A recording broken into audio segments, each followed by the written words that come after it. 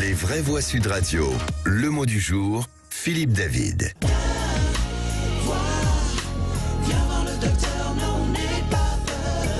Et donc si on comprend bien, le mot du jour c'est docteur. Absolument, Cécile. Oui. Le mot du jour est le mot docteur.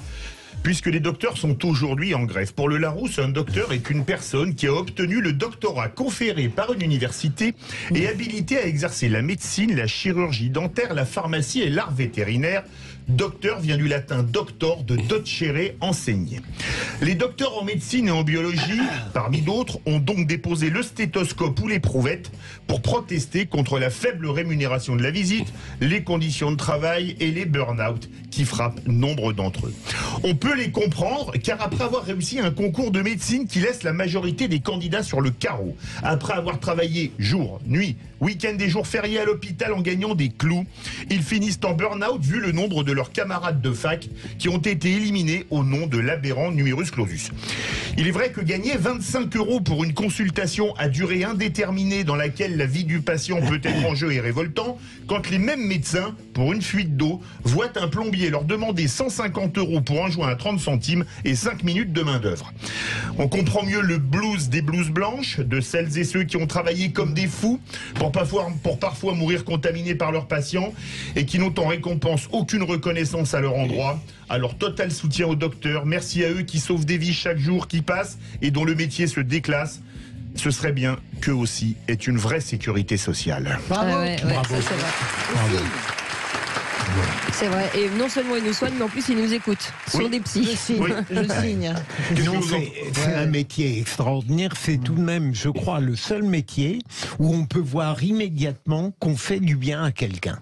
Il n'y en a pas beaucoup, même si professeur aussi, je pense. Ça se sent pas immédiatement. Non. Il y en a. Si, quand ils vous donnent une bonne note.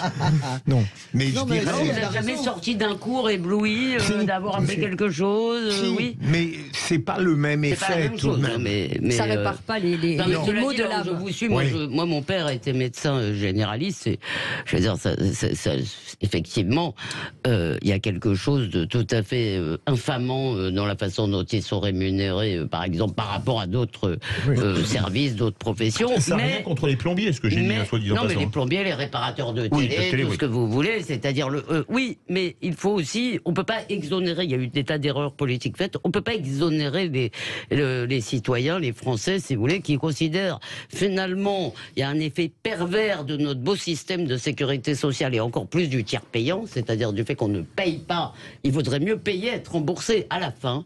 Les gens ont le sentiment que tout ça ne coûte rien, si vous voulez. Et ils peuvent plus accepter de participer un tant soit peu à la prise en charge de leurs frais médicaux, mais en revanche, qu'est-ce qu'ils veulent faire comme examen, comme ceci, comme cela. Donc je pense qu'il y a aussi un problème qui est lié à l'usage qu'on en fait et au rapport que les citoyens ont à leurs médecins. Françoise Devoix. Ouais, moi je suis pas d'accord tout à fait avec ça, parce que je pense qu'il y a beaucoup de gens qui ont tout simplement pas les moyens de faire des avances de médicaments avec des traitements très lourds, et que voilà, c'est la vertu de notre système de santé, aussi imparfait soit-il. Et ben quand vous êtes aux États-Unis, selon que vous serez puissant et misérable, eh bien la chimiothérapie, elle sera pas la même pour vous si vous êtes un serveur chez McDo que si vous êtes le patron de la concession Chevrolet. Vous prenez toujours le cas le plus triste, le plus terrible. Il y a des tas de gens qui n'ont pas de cancer, qui vont chez le médecin parfois sans en avoir besoin, et surtout, moi je sais, mon père me le racontait, qui veulent des ordonnances communes. Mais c'est souvent les médecins qui envoient chez les Pourquoi vous vous énervez comme ça? On a déjà eu ce débat ce matin. J'ai pas envie de. C'est pas grave. Je dis juste que moi je suis pas tout à fait d'accord avec ce que vous dites. Par contre, là où je suis d'accord avec Philippe David, et je suis d'accord avec les revendications, il faut augmenter le prix de la consultation. Bien sûr qu'il faut l'augmenter, ce prix-là. Moi, je vois les médecins chez ma mère, etc. Là, évidemment, dans les Hautes-Pyrénées en montagne, etc.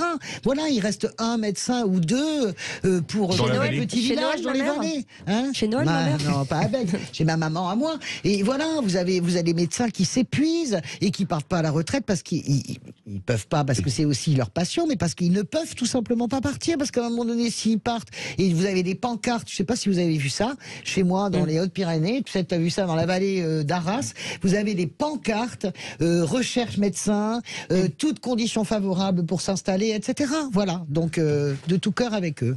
Voilà.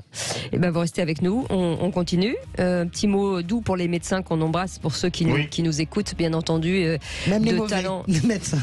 Oh, il y a des mauvais médecins. Ouais, je crois qu'il y a des mauvais médecins. Il y a des mauvais tout. Il y a bien des mauvais journalistes. Et il doit y avoir, cher Philippe, des mauvais magistrats. Il y a même des médecins malgré eux. Et les enjeux sont pas les mêmes. Hein. Ouh, j'ai pas vu que vous aviez une grosse. Oui, mais justement, parce que tout ne dépend pas d'une espèce de compétence technique. C'est pas la seule chose pour un médecin. Le plus difficile, c'est le diagnostic. Oui, c'est ce qu'ils disent. C'est la compassion, la compassion. Et la compassion. Ça devrait faire partie de la formation technique. Mais malgré tout, c'est quand même, si vous mettez en rapport les années d'études, où en plus les internes, par exemple, qui font tourner l'hôpital public, pour des clous, sont payés, mais vraiment des clous, ils font des gardes épouvantables, c'est une vie de chien, et ça dure quand même longtemps. Je veux dire, c'est des gens quand même, on forme encore bien nos médecins, je crois, ça, et il y a quand même quelque chose d'injuste, si vous voulez, dans la rétribution ensuite. Eh bien, vous restez avec nous dans un instant, le tour de table de l'actu des vraies voix. Faut-il sacrifier nos libertés pour sauver la planète, hein, Elisabeth Lévy, vous nous direz tout dans quelques instants. À tout de suite.